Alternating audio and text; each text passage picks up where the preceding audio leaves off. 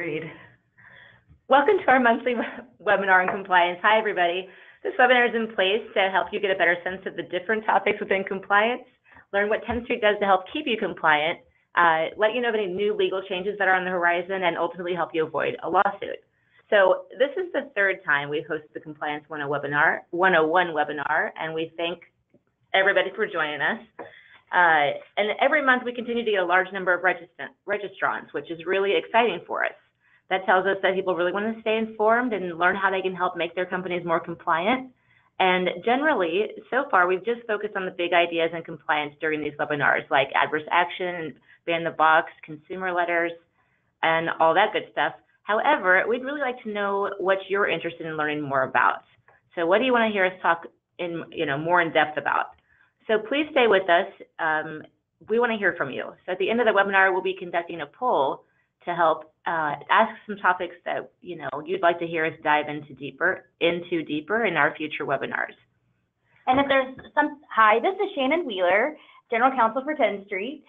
If there's something in the poll that that's on the poll, that's not on the poll, but that you want to see, just comment in with an area of compliance that you have questions about, or that you're curious about, or that you want to see a future webinar about. We here at Tenstreet want to keep you compliant. We want to be your partner in compliance, and so we want some feedback from you on what would help, what your biggest struggles are, what's unclear, and what we can do to help. Yep. So you can either comment into the chat or into the questions area, and we'll take that as an answer if your answer isn't listed, or you can always just write an email in afterwards if you think of something later. So we just want to hear what you guys want to hear more about. So yeah, my name's Leah Kelly. I'm here with Shannon Wheeler, who you just heard from, our General Counsel. Hi, everyone. And Elizabeth Sontag, our Product Manager. Hello. But before I turn it over to them, I just have a few housekeeping items to cover as usual. I know everyone's busy today, so if you get interrupted, don't worry. We're going to record this webinar, and we'll be sending out to you within the next 24 hours. So you can, rewatch it or watch what you missed or share it with a coworker, however you like. Also, feel free to submit your questions anytime throughout the presentation. You can do so using the text box under the questions section in your GoToWebinar panel. And this way you don't forget to ask, and hopefully we'll be able to get to questions as we're on the subject that they pertain to, which will help other people as well. Okay, but if for some reason we can't get to them right away, we will address them at the end of the webinar. Okay, so whenever you guys are ready. Thank you, Leah. Thanks. Okay, so as Leah mentioned, I am Shannon Wheeler, General Counsel for Tenstreet, and I'm here with Elizabeth, our Product Manager. Elizabeth is not a dog. She is in any way, shape, or form, but she has a dog we have adopted at Tenstreet as our mascot, and that is Andy Anderson. That is her picture up there. I want to make that clear. Okay, we are required to say the following. The information in this webinar on specific laws and regulations is offered as educational information only. It does not constitute legal advice. While I am a lawyer, I am the lawyer for Tenstreet. So we recommend that you talk with and consult with qualified legal counsel that you hire that represents you on all issues, laws, and regulations, and those that we talk about here on this webinar. Tenstreet expressly disclaims any warranties associated with this presentation or the information provided herein. So what that means is Tenstreet has compliant, capable services, but you are ultimately responsible for your own implementation, for your own compliance. When Tenstreet is used properly, you can be fully compliant. But it is also possible, because we have so much customization through our services, it is possible to use Tenstreet in a non-compliant way. It's your call, but we hope you don't do it. Okay, this is one of my favorite quotes. I say it at the beginning of every compliance webinar. I think Leah actually came up with it. If you think compliance is expensive, try non-compliance. This was by former U.S. Deputy Attorney General Paul McNulty. So I know compliance is not something that anybody wants to think about. You leave compliance for somebody else to think about, whether it's your compliance director or your attorney, and nobody likes it, nobody wants to think about it. But the truth is that if you don't think about it, when it comes up, it won't be good, because non-compliance is very costly. And we'll talk about that on this webinar today. So what we want you all to know is that we think about compliance all the time. We want to be your partner in compliance. While it's ultimately your responsibility, we know we can help and we want to help. So have a little bit of an announcement in this compliance webinar, and that is this coming soon to Tenstreet. We are putting together a compliance center in Tenstreet to help you. We've got a little bit here on what it's going to look like. Nothing is final. It's still all in the development phase, but we want you to have one place that you can go to check up on your compliance, and so that's what we're creating for you. Okay, why is compliance important? Well, it's simple. It's the law. So that's the not fun part. And the even more not fun part is that it's class action lawsuits. If you're not compliant, you open yourself up to a large amount of class action lawsuits. Okay, what does a class action lawsuit look like?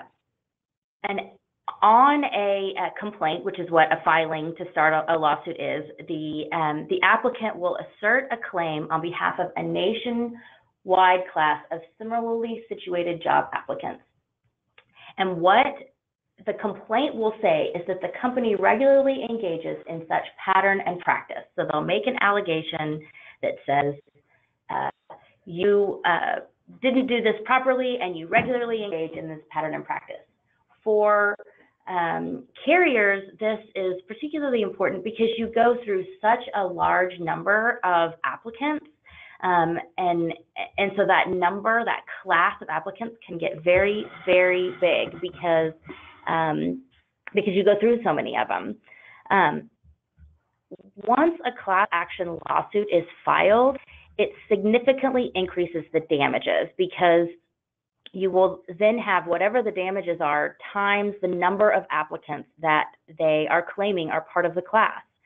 So we have seen aggressive law firms out there using test applicants to go through systems like ours and others to apply at various carriers to test whether they are compliant or not. And then if they're not compliant, or the carriers that are the least compliant, they will bring these class action lawsuits on behalf of a number of people that have applied at the particular carriers to see if they can get damages.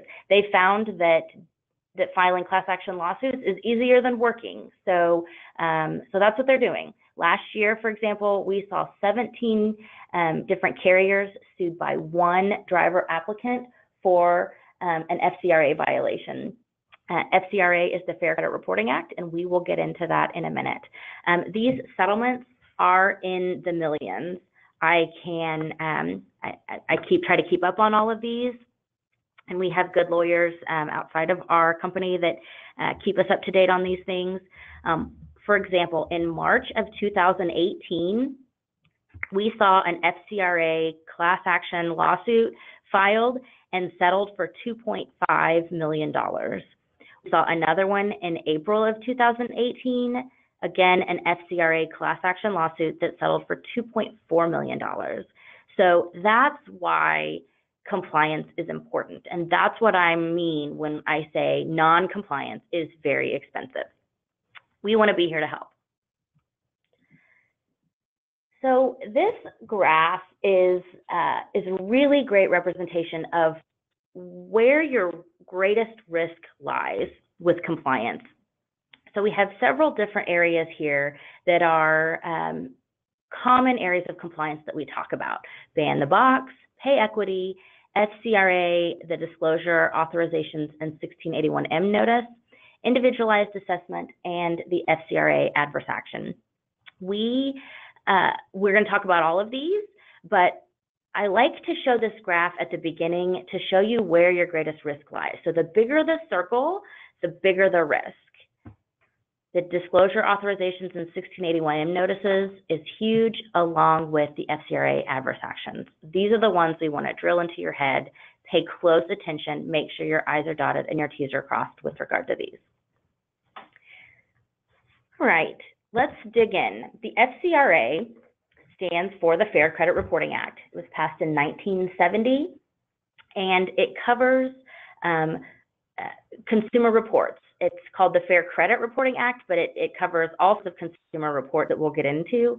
It's regulated by the Fair Trade Commission, which is the FTC, or the CFPB, which is the Consumer Financial Protection Bureau.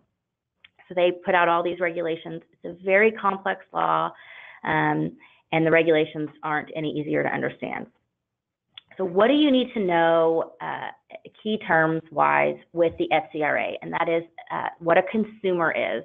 So a consumer is not the company pulling the report. It's actually the individual or the applicant that you're running the report on. That is the person considered the consumer.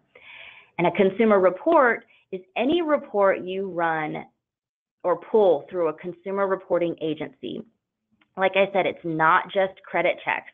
It's any report that is compiled by a consumer reporting agency, like motor vehicle records, MVRs, SID lists, criminal records, criminal background checks. Credit reports are on there, and some employment verifications. And I have a little asterisk next to employment verifications and say if you don't obtain your employment verification directly, if you get your employment verifications through Tenstreet or Driver IQ or some other way, then you're not getting it directly from the other employer, and it's going through a consumer reporting agency, and it is considered a consumer report. So these are all consumer reports that that you need to follow the FCRA on when you're dealing with these reports, because we know that the transportation industry is often runs all of these reports, often is required to run all of these reports. The FCRA is particularly important to carriers, to those of you in the trucking industry who are hiring individuals. Shannon, would a PSP be considered a consumer report? That is such a great question. It's actually a very common question that we get. PSP is, this is where it gets a little complicated. It is not considered a consumer report, but that's because it's actually provided by the government. But you should treat it exactly like a consumer report, because the regulations surrounding PSP say you treat it like a consumer report. So while it's not technically, if you go to any lawyer, they're going to say, oh, no, that's not a consumer report. But if you follow the regulations around PSP, you need to follow essentially the exact same steps that you would follow with any consumer report. If that is a complicated lawyer answer, I don't know what is, but that's the answer. So what does that mean? That means that you want to disclose PSP and that you're pulling PSP. And if you use PSP for any adverse action decisions, you want to treat it as a consumer report and put it in your adverse action letters. That's what that means. And we'll go into that in a little bit more detail throughout this webinar. Okay, so let's jump right into the FCRA notices and authorizations. All right, so one of the big areas of the FCRA is the disclosure and authorization. This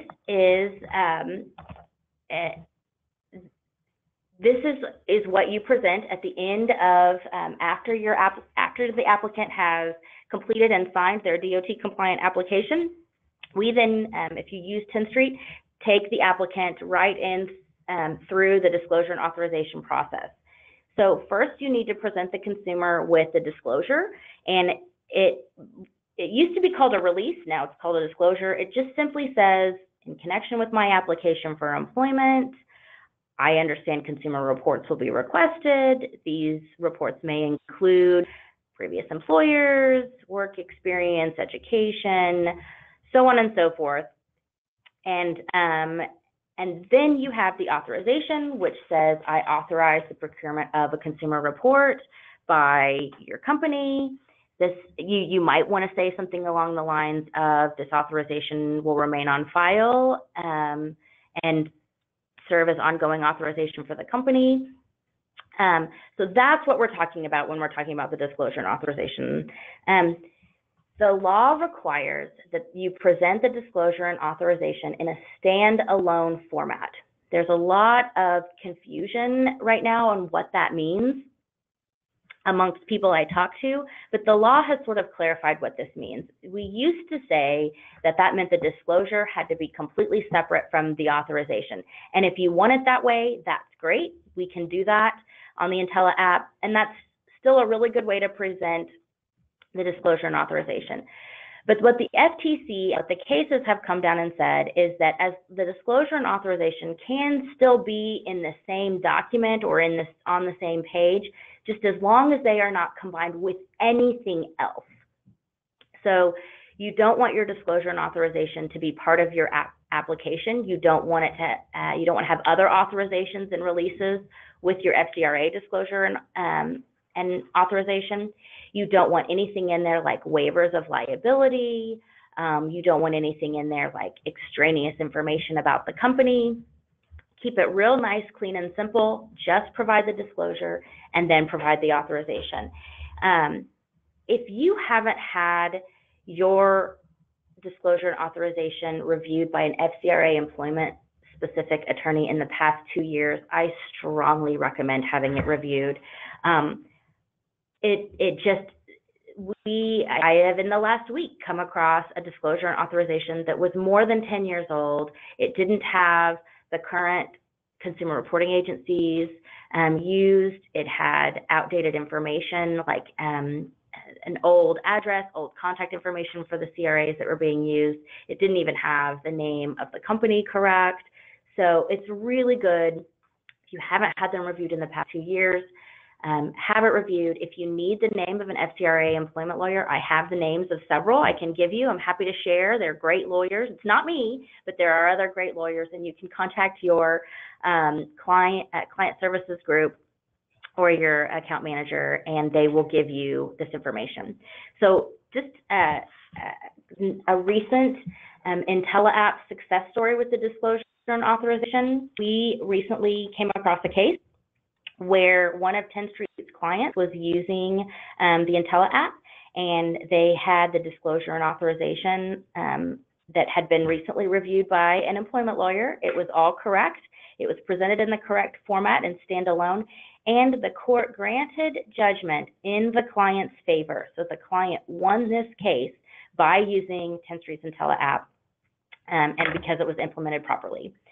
So again, it can be configured incorrectly, but we want to help keep you compliant, and you can use our services and make it compliant. One of the cases, class action lawsuits that I mentioned earlier that was settled in April of 2018 had extraneous information in the disclosure and authorization. For example, this particular disclosure had like links to other websites and other marketing materials, as well as other employment information in it, like an at-will employment disclosure. And that company was very clearly non-compliant, and the court found them as such, and then they ended up settling out of court for $2.4 million. So that was a disclosure and authorization case. That's why we recommend you all do it correctly, and that's why we're here to help. All right, moving on to other notices under the FCRA. This 1681M notice is a trucking-specific notice. It doesn't have to be called a 1681M notice, but that's what we call it because that actually is reference to the statute in the FCRA, in the law. Plaintiffs' attorneys have recently been targeting carriers for not having a 1681M notice in connection with their application. You're required to have this in connection with any application that is completed by mail, telephone, or computer. And what you need to have in the 1681M notice is the name and contact information of all the CRAs you use or may use to obtain a consumer report. you want to have set out the notice of the consumer's right to obtain a free copy of their consumer report, and a notice of their right to dispute the completeness or accuracy of any information with the CRA in the report. And then a statement that the consumer reporting agency will not make any decision to take adverse action. That's what the 1681M notice is. If you want more information, we wrote a blog post that was posted on the Tenstreet blog on July 18th. It has some great information. And then if you have any questions or anything, feel free to write in, and we're happy to answer those. I would just add to that, most of our clients that were set up before the blog notice, so prior to mid-July, if you have not already and you would like to have this set up, you may reach out to your account manager and they can get you set up with this notice on the Intel app. And if you were set up post-July, mid-July, we had made that offer to you once this kind of rolled out. So if you're not sure, you can always contact your account manager and they can get you a link that will take you right to all of your notices and disclosures, and you can review those or have someone review those for you. Thank you. Okay, so summaries of rights. The FCRA summary of rights, this is a form that has been issued by the FTC. I think it was actually the CFPB that put it out. They're kind of the same thing. Anyways, you always want to provide the FCRA summary of rights along with your application, as well as with your adverse action letters.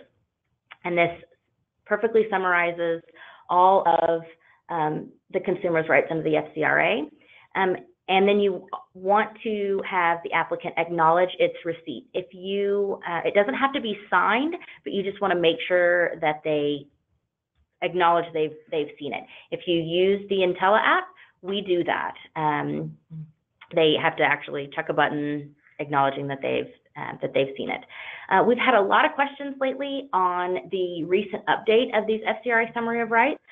It was updated by the CFPB in September of 2018, which added the security freeze language, the right to have a security freeze placed on your credit. Doesn't really affect a lot of people who pull these for employment, but it might. And the CFPB required that this FCRA summary of rights be updated. We actually updated it in August when they came out with the new regulations, and then we put it into effect with the CFPB's form in September. So we are all compliant and up to date on that. Okay, along with the FCRA summary of rights, there's state-specific notices and disclosures that have to go out with your application or go out with your adverse action letters. The jurisdictional issue is a little interesting. The law is that you want the state-specific notice to go out where the job is. So, for example, Washington, New Jersey, Massachusetts, New York, California, and San Francisco all say, hey, if the job is in New Jersey, you have to present this specific notice and disclosure. Well, because of the nature of the trucking industry, they travel. So it's not like the job is ever just in New Jersey. It might be, but it might just travel through New Jersey, or they might live in New Jersey. So what we do is we have a setting where it's based off of where the applicant lives or where the employer is located. I think we do both. Is that correct? Yes. So if the applicant lives in California, they get the California state-specific notice. If you want to turn all the state-specific notices on, we can do that. We have had some questions around the San Francisco. They recently updated their state-specific notice, and as soon as it went into effect, we updated it as well, just this month. So that's how quick we are. We're right on top of this because we want to help you be compliant. All right, so let's jump right into pre-adverse and adverse action letters. All right, so the adverse action process. Who needs to follow this process? Any company who obtains a consumer report on a candidate and intends to take adverse action based on the consumer report needs to follow this adverse action process. What is it? It's a process of notifying the applicant that adverse action may occur based on a consumer report. When do you need to do it? You need to do it if there's going to be an adverse action decision regarding a consumer based off of a consumer report. Where does this apply? It applies to everyone in all 50 states, because this is under the FCRA, which is a federal regulation, requires consumer letters no matter what state you're in or what state the applicant's in. Okay, why is this adverse action process here? The law behind it is to give applicants access to the information in their consumer reports and the information that is used to make decisions about employment, so that they can ensure that their rights are not violated. This goes back to the very reason that the FCRA was implemented, and that is because these consumer reports are out there, information is being compiled on individuals, and individuals just didn't know what's in them. So employers are pulling these, or banks are pulling these consumer reports. They have no idea what's in them, and adverse action decisions are being made against the consumer when the consumer doesn't even know what's in the report. Oftentimes they're correct, but sometimes they're not. So this process allows the consumer to see their consumer report and dispute anything that might or might not be incorrect in the report. It just gives them a chance to review it so that we know that their rights aren't violated. Okay, so the best practice, how do you do the adverse action process? The best practice is actually to follow a two-letter process, to do a pre-adverse action letter, which says we may take adverse action against you based on the following consumer reports. You attach the consumer reports that you're relying on, and then you send out the FCRA summary of rights, any state-specific summary of rights, and you send that letter, that's the pre-adverse action letter, to the consumer. The best practice is then also to wait up to 10 days. Is everything okay, Leah? Can somebody just write in to make sure that we're still being heard? It looks like I got a few comments that our sound went out. This is, I hear you. Okay, great. Oh, there, she's back. Okay. I wonder, I can't really ask you where we went out, but we'll maybe just take it a few. I'll take a step back, and I'll go over again the best practices to follow with this adverse action process, because that's really one of the most important steps. Thank you all for commenting in and telling us that you couldn't hear us, and keep letting me know. Okay, so the best practice to follow, again, is to follow a two-letter process. The first letter is what I'm going to refer to as the pre-adverse action letter. And that is a letter telling the consumer that they may take adverse action, that the carrier may take adverse action against them based on a consumer report. And then you attach the consumer report, you attach the FCRA summary of rights, and any relevant state or local specific notices or summaries of rights that need to go. Some jurisdictions require that you identify the specific criminal charge, if you're relying on a criminal charge in the consumer report, in the pre-adverse action letter. So you want to do that as well. So that's the pre-adverse action letter. You send that out to the applicant, and then you give them time. The FCRA requires a reasonable amount of time before you then take adverse action. That time period is to allow them to dispute anything that might not be correct in their consumer report, and allow them to go to the consumer reporting agency and dispute it, or to notify you that something is not correct. So there are state-specific jurisdictions that require a certain amount of time. One of them, I believe, is Philadelphia, which Philadelphia is the longest one. That's why I remember it, and it requires 10 days from when you send out the pre-adverse action letter to when you send out the adverse action letter.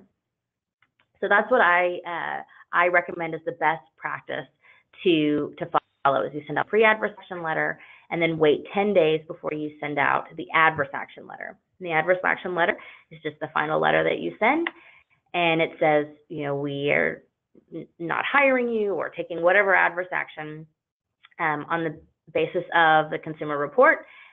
It's also best to go ahead and include the FCRA summary of rights in any state and local notices, and with that, you don't have to, but it's sort of a best practice. Why not? And then that is your adverse action process.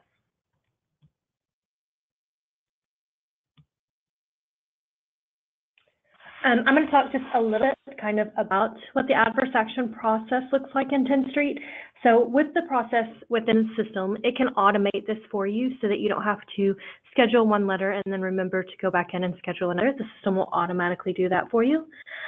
It will automate the logging to let you know if the letter was sent successfully, so you have all of that documentation and reporting that you would need for it. It also will pop up any box for any kind of criminal conviction information. So if that specific area requires that, it allows you to enter in that information. And as Shannon was saying, you can configure your waiting period, and our system does obey now the weekends and holidays. So if you set it up for 10 days, it will be 10 business days. You can kind of go through and see that there's any kind of additional enclosures, like there's some specific enclosures for Los Angeles and New York City, and we will provide those for you so that you can print those and then print the letters and then mail those out to the applicants that may live in those jurisdictions that require additional information to be supplied. So again, makes it a little easier and helps to automate the process for you within the system. And then just to be clear, we have a question about whether these have to be mailed or if they can be emailed. Is that legal? Oh yes, email is acceptable. I'm lawyers and old school, maybe a little bit, thinking about the old way of doing things, which is by mail. And so no, you can email them. That is perfectly acceptable. I believe aren't ours emailed? Yes, they will always email first. And then if it rejects it, we'll go to ready to mail status for you so that you can go in and you can check that to see if any email is rejected or maybe there's not an email address available for the applicant. If that's the case, then it does go to a ready to mail so that you are able to print those and mail out any that are not able to be sent email. And so I just want to make one more comment. We've had lots of questions come into us about how many days do I have to wait? I only want to wait 2 days, or I only want to wait 48 hours before I send out the adverse action letter. And I just would encourage everybody, why not wait the 10 days? There's really no reason not to. The law says you have to hold the position open, but we know with carriers, you often are just trying to fill those trucks, and that you're always looking, you're always hiring. So if you're always hiring, you're always looking, then that means there is always a position available. So there's just really no reason not to wait the 10 days, be fully compliant with every state and the FCRA. Okay, the verbal exception. We have this question a lot from our clients. We know and we recognize that there is a verbal exception in the law, in the FCRA, which allows the carrier or the recruiter to read off all of the required information in the disclosure and authorization, in the adverse action, in the 1681M notice, all of the notices that are required. The FCRA allows this verbal exception that allows essentially an individual to read off the rights to the particular driver. But the practicalities of this are just the best practice is to why not mail it, or email it, and why not do it through a computerized program. Smartphones exist now. The reason for the exception was because these drivers were out on the road and they weren't walking into a place and filling out an application in person. But now with smartphones and tablets and computers, we can do this all electronically. We can do it by email. We can do it through our Intella app. And so the reason for the exception is really less applicable. Not to mention, it's a lot easier to prove that you've given them all the information if it's there in writing. If you don't do the verbal exception, you're a much bigger target. I think we mentioned at the beginning of this webinar, of the test plaintiffs that sued 17 companies, they were all verbal exception violations. And that's because it was easier for them to claim they didn't get the information because there's nothing in writing. So in any sort of case in the lawsuit that if you get involved in and with the verbal exception, you would have to prove with contemporaneous evidence that you had a program and training in place to provide all notices and consents verbally, and that you captured that consent verbally. So it's just much easier to prove if you've obtained consent and provided the notice in a written format, like through the Intella app, or by email through our adverse action letters. So that's why we don't recommend verbal exception. But it does exist. We wanted to recognize it exists. We just don't recommend it. It's not a best practice. Okay, let's go over some potential FCRA gotchas. So these are things that we have seen in court cases. That's why we're bringing them up. We want to keep you compliant. Not keeping your list of consumer reporting agencies current. So check your disclosures, check your 1681M notice, check your pre-adverse action and your adverse action letters, and check your California disclosure. Make sure that your list of CRAs is up to date. It's the ones that you currently use, and that it has their current address and contact information. We can provide you with the current contact information for some of the big ones that we see a lot and that we have, because we have relationships with these agencies, but some of the other ones we don't have. Also, make sure that if you use Tenstreet for your employment verifications, make sure that you include Tenstreet and our contact information in your disclosure, your 1681M notice and your adverse action letters. Other gotchas are relying on the verbal exception, what I just talked about. It's not a good idea. Not having an adverse action process at all, that I can't tell you how many times I've come across that. And that's why one of the big reasons why we started doing this compliance webinar is because we saw a lot of our clients not following basic steps to an adverse action process. So have one in place. Another one that we haven't talked about a whole lot yet today, and that is make sure that you are doing individualized assessment.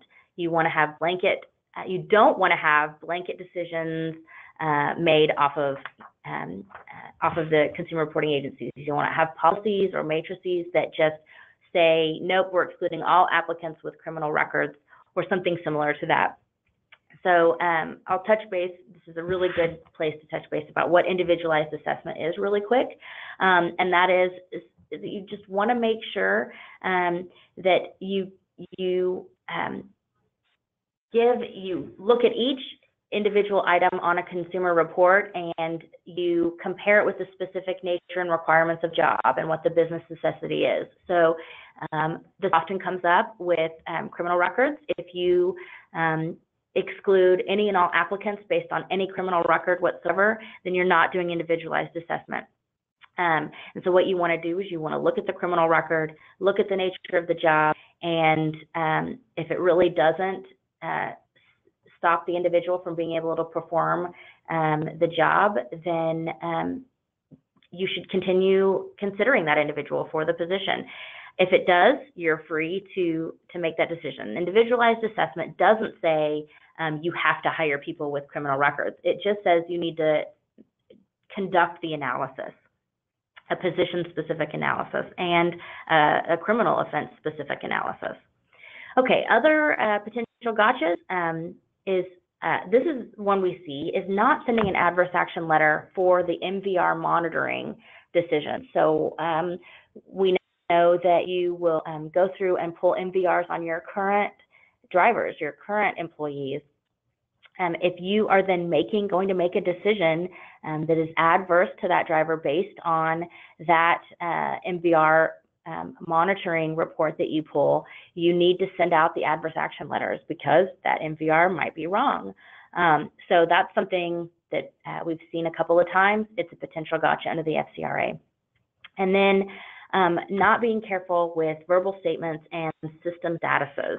So what we're talking about here is you don't want to say over the phone to an applicant, we're not going to hire you, you'll get a letter. That takes away the whole adverse action process with the pre-adverse action, adverse action. So you have to give the applicant the ability to dispute the report. You can't make a decision before you allow them the opportunity to dispute the consumer report. So what you want to do is just tell them you'll get a letter via email. It'll describe all of your rights in it, and let me know if you have any questions after that. So be very careful with any verbal statements you make if you are going to not hire an individual based off of the consumer report. Same thing with the system statuses. What this is referring to is if you mark a candidate as ineligible or fail based on a consumer report, and your company process is such that it would not go back and change that status if something in the consumer report was determined to not be accurate. So we've seen this come up in cases, and where a particular candidate would have been marked, I think it was not hire, was the system status that was listed in that particular case. And the company had to show and was able to show that while the system status moved them to not hire, that they had a process in place where they could be moved back out of that system status into eligible if the consumer followed the process to dispute whatever the information was in the consumer report. So just be careful with system statuses. We have a question that came in a little earlier, but this is a good place to ask it as well. If somebody wants to see what disclosures that they have in place, just to make sure that they have everything in place and that they're compliant, rather than just running through their own application and making sure that, is there another way to check? There is. So you can go to your application link, and in your application, it says intellaapp.driverapponline.com/C/ and then your company name. You can change that C to an S as in Sam and hit enter, and it will reload, and it will take you right to the beginning of that process. So you can review all of those. So you don't have to go all the way through the application. You can skip that and go directly to that. Okay, thanks. And then also feel free to get in contact with your AM or your client services team, and they can direct you to that link. That they can help you with that link. Sorry, and I'll ask your legal counsel as well to run through these with you so that you can make sure that you've got everything that you need in place too. It's always good for them to take a look. Thank you so much for that question. Okay, all right, moving on. We are going to go to fair chance laws. These are commonly known as ban the box. Ban the box are laws that say that, this is a big broad statement, but they're laws that say that an application shouldn't have a question about whether the applicant has been arrested or of an offense or has been convicted of an offense. These laws are continuing to change and becoming more complicated. They come out all the time. More and more states keep getting added to the list. So who does ban the box apply to? Carriers who hire in states and cities that have these fair chance laws. If you are interested, I can send out a guide. It's a guide that is published by the National Employment Law Guide. It's a guide that is published by NELP that has and breaks down each of the cities and states that have fair chance laws and what they say, because it's a little bit more than just you can't have the question on your application. Some of the states require that you give a conditional offer before you ask any questions about convictions. Some of them require that you do a conditional offer of employment before you pull a background check that would show any criminal convictions. So that's what Ban the Box is, and it applies to any carriers that hire in these states. I believe there are 11 states and 17 cities that apply to private employers. These laws started going into effect in 2013. There were, I think, 3, and then they just keep being added.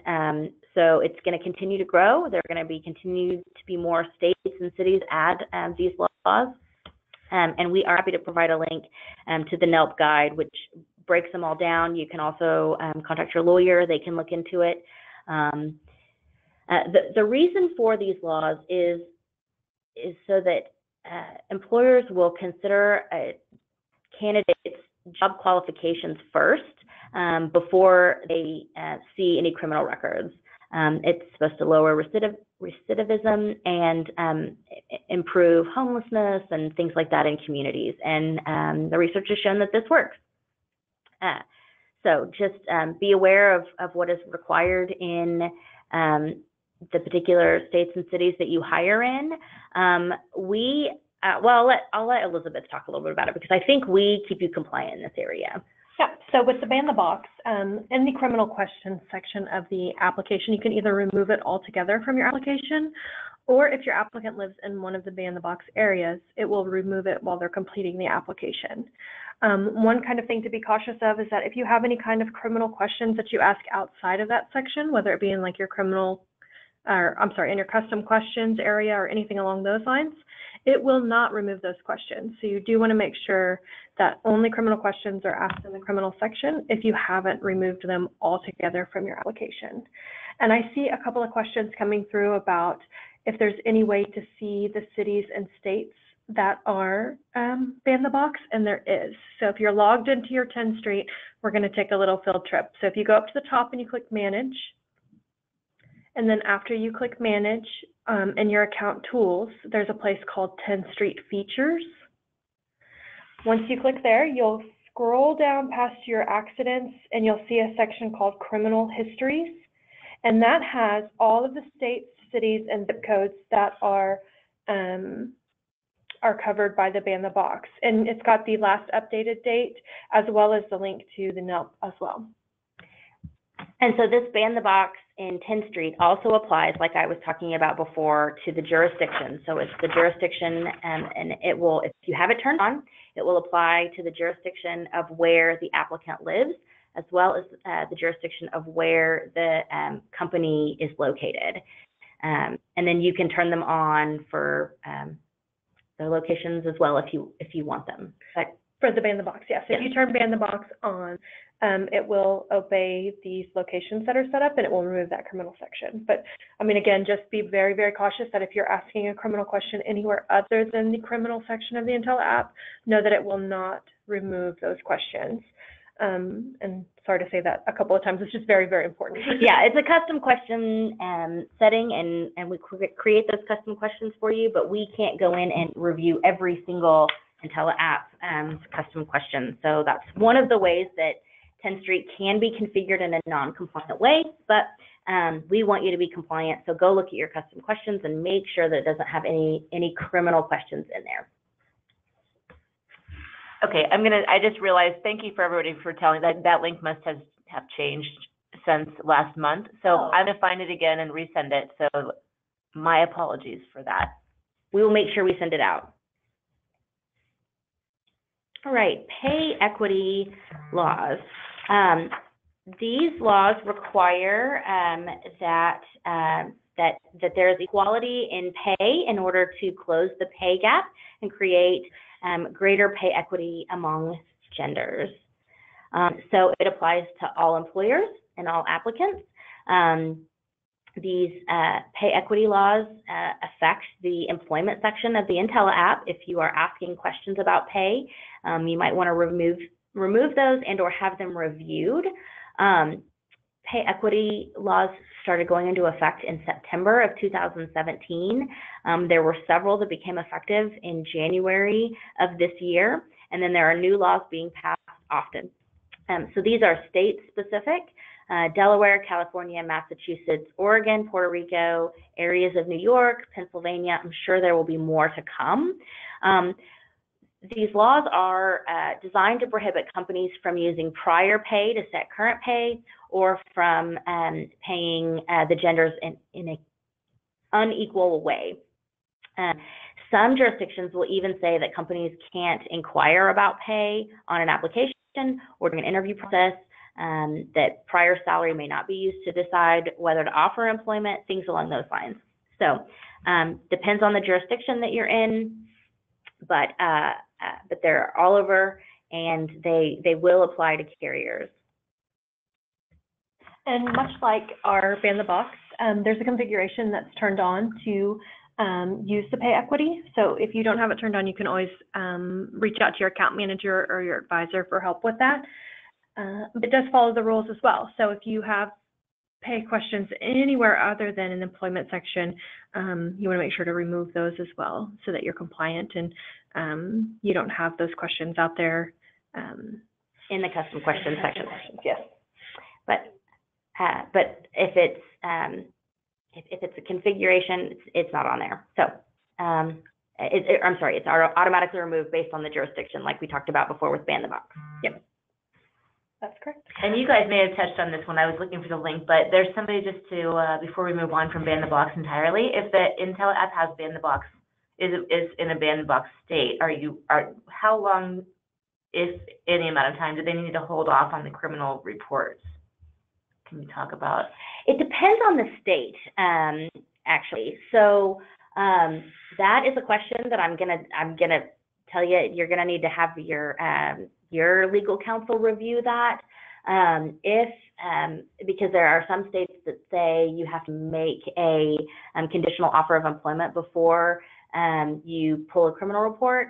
So it really will just depend on your individual processes and where you're hiring. So what we do is we will say, hey, we're not going to ask it on the application. It'll be turned off on the application. But however your individual hiring process is, will sort of depend on the answer to that question. So that's one of those areas that both read when we get this link, the NELP guide. Take a look at that, and if you want, ask your attorney to take a look at that, and depends on your process and on what state you're talking about. Okay, thanks. All right, privacy policy. This is sort of a new feature. If you have been following Tenstreet at all, we did a blog post on August 31st about privacy policies. California now requires you to present your privacy policy wherever you're gathering personal information. And since you do that on your Intella app, we recommend you send us your privacy policy so that we can put that in place in your Intella app. Canada, if you hire in Canada, actually requires that the individual accept the privacy policy, then that they agree to it. But if you hire in the United States, mainly if you hire in California, you still need to have one. This is also sort of a new upcoming area of the law. I think like Ban the Box and fair equity laws, privacy policy laws are going to sort of move across the country with regard to all states, if the federal government doesn't implement some sort of law regarding requirements for privacy policies. Privacy policy is really just a policy that you adopt from your company on what you do with information, and it then informs and tells the consumer what you're doing with that information. So, what's your to-do list with compliance? Take action. Take next steps. Take your steps to make sure that you all are compliant. So, review your Ban the Box setting on your Intella app. Review any of your application's custom questions for Ban the Box and/or pay questions. Ask a FCRA specific attorney to look at your disclosure, authorization, to look at your, and see if you have a 1681M notice, and to look at your hiring process if it's been more than 2 years since you've had this looked at. Create an individualized assessment guide specific to your company, and then implement a pre-adverse and adverse action process that's compliant in all 50 states. Okay, so any questions, please feel free to write in. And then if we close down and don't get your question answered, feel free to contact your advisor and call this number. This has been a huge, a big thing for us. A lot of people have joined us on these compliance webinars every month, and we're happy to be your partner and in compliance and help keep you all compliant as we can. After we finish with these slides, Leah is going to post this poll. Again, it's going to be what topics you would like to see covered in more depth with compliance.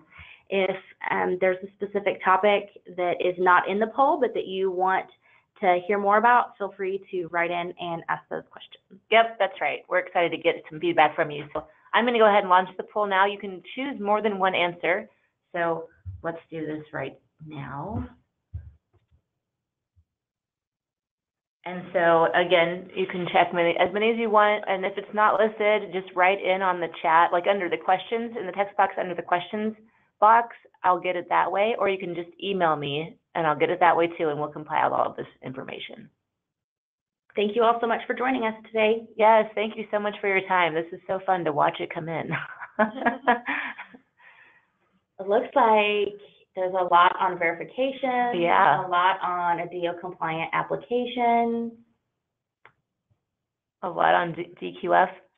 So good stuff. Thank you so much for your feedback. And again, thanks for joining us and taking time out of your day to hang out with us. We really appreciate it. We hope these are really helpful for you. That's our whole purpose here, is to just really help you stay compliant, like Shannon said. And I think we don't have any more questions come in. Let me just double check. Okay.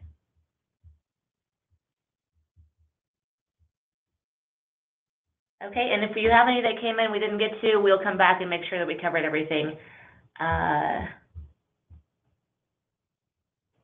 you want to ask there? Since we've got so many people interested in verifications, there is a question that just came in. We're going to go ahead and answer. So after we hire a driver, we wait until they're in the office and they start filling out their paperwork then. So at that point, we would start doing the verification of employment, but she or this person is wondering if they should be doing it before the hire. You don't have to, is the question. I think the law is that you have to do it within 30 days after hire. Okay. So we see a lot of people that do it before they ever hire, but you don't have to. You don't have to. Okay, good. Well, thanks again, everybody, and we will see you next month. Thanks again for all your feedback and your time. Bye-bye.